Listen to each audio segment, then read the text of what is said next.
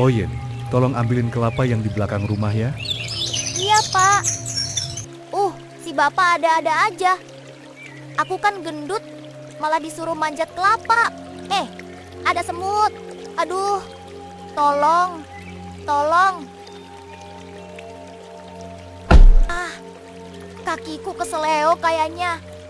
Aduh, gimana ini? Aku pulang aja deh.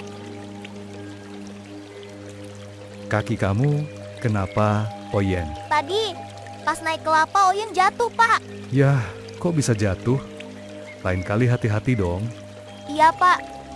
Jangan lupa like dan subscribe ya, teman-teman.